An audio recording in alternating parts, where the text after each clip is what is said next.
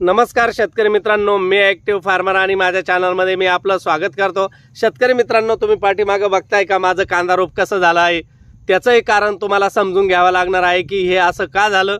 आता याच्यानंतर मी हा व्हिडिओ का घेऊन आलो आहे आणि तुम्हाला काय ट्रीटमेंट करता येईल तेव्हा तुमचं कांदा रोप हे लागवडी योग्य असेल। ही संपूर्ण माहिती जर जाणून घ्यायची असेल तर माझा व्हिडिओ शेवटपर्यंत नक्की बघायचा आहे।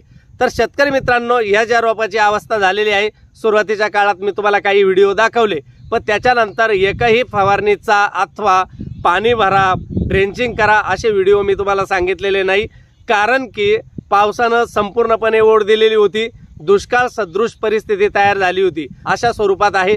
पण 4-5 दिवसापासून ज्या पावसाच्या सरी सुरू झालेल्या आहे त्याच्यानंतर पुन्हा एकदा आशा जागृत झालेल्या आहे। तसंही शेतकरी म्हणून आपल्याला आपलं काम नक्की करावं लागणार आहे, कारण निसर्ग कोणालाही समजलेला नाही हे तर आपण गेल्या काळात अंदाजावरून बघितलं, आणि निसर्ग एका दिवसात भरपूर प्रमाणात येऊ शकतो हेही याच्यापूर्वी आपण अनुभवलेलं आहे। त्याच्यामुळे आता पाऊस सुरू झालेला आहे तर आपल्याकडेही होईल, पण आपल्याकडे जे कांदा रोप शिल्लक आहे तर त्याचं आपण लागवड योग्य कसं बनवायचं आहे। साधारण याचे 55 दिवस वय झालेलं आहे, लागवड योग्य होऊन गेलेला आहे आणि याला उशीर होतोय।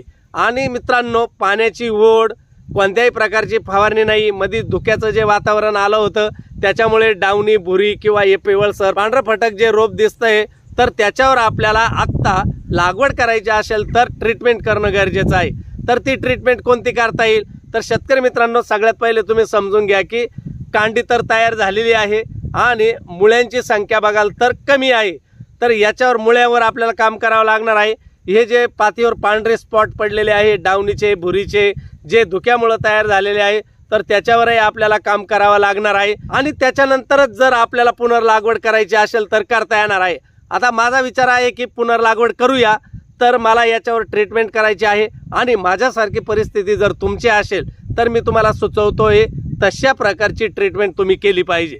तर सगळ्यात पहिले तुम्हाला शेतकरी मित्र काय करायचं आहे, डावणी भुरीसाठी तुम्हाला संचार 4T हे तुम्हाला निवडायचं आहे आणि त्याच्याबरोबर तुम्ही एकतर अँट्राकॉल देऊ शकता किंवा साप पावडर देऊ शकता किंवा इंडोफिलचं जे मर्जर आहे ते पण देऊ शकतात। तर अशी आपल्याला पहिली फवारणी करायची आहे। त्याचबरोबर जर आपल्या रोपामध्ये थोडाफार मावा, थ्रिप्स जर असतील तर त्याला कीटकनाशक घेणं गरजेचं आहे आणि ते साधारण तुम्ही ॲक्ट्रा हे निवडावं किंवा तुम्हाला रोगरही चालेल, कराटेही चालेल सध्या, कारण जास्त फवारण्या वगैरे झालेल्या नाहीये। तर अशा पद्धतीनं तुम्हाला रोगाची आणि किडीचं नियंत्रण करायचं आहे। त्याच्यानंतर शेतकरी मित्रांनो, तुम्हाला ज्या मी मुळ्या दाखवल्या, अनायसे जर ओलच आहे तर आपल्याला PGR निवडणं गरजेचं आहे, ज्यामध्ये अमिनो ॲसिड्स असतील, फिल्विक ॲसिड असेल, ह्युमिक ॲसिड असेल किंवा वेगवेगळ्या प्रकारचा मायक्रो ऑर्गॅनिझम असेल किंवा त्यामध्ये सूक्ष्म अन्नद्रव्य असतील, तर असं PGR तुम्हाला निवडायचं आहे आणि त्यामध्ये येईल सिजंटाचं हिसाबियन, क्रिस्टलचं न्यूट्रोजन किंवा त्यानंतर टाटा बार हे एक तुम्ही निवड करू शकता। आणि याच्यापूर्वी मी एक व्हिडिओ बनवला आहे की तुम्ही कोणकोणत्या प्रकारचे PGR निवडू शकतात, ज्या मार्फत या परिस्थितीमध्ये तुमच्या कांदा रोपाचं पोषण चांगल्या प्रकारे होईल। आणि शेतकरी मित्रांनो, ही ट्रीटमेंट करून तुम्हाला लगेच पुनर्लागवड करायची आहे का? नाही, कारण ह्या एकाच फवारणीमुळे तुमचं संपूर्ण जे आजार आहेत ते कव्हर होणार नाही। याच्यानंतर 4 दिवसानं तुम्हाला पुन्हा एलियट प्लस कवच या बुरशीनाशकांची फवारणी करणं गरजेचं आहे आणि निरीक्षण करून तुम्ही कीटकनाशक निवडलं पाहिजे, नाहीतर प्लेन एलियट कवचची जरी फवारणी केली तरी चालेल किंवा याच्या समांतर जे बुरशीनाशक आहेत त्याचीही तुम्ही कॉम्बिनेशन करून फवारणी केली तर त्यानंतर 8 दिवसानं रोप तुमचं पुनर्लागवड योग्य होणार आहे। मग काही शेतकऱ्यांचा प्रश्न असेल, ही ट्रीटमेंट केली तरच पुनर्लागवड करावी का?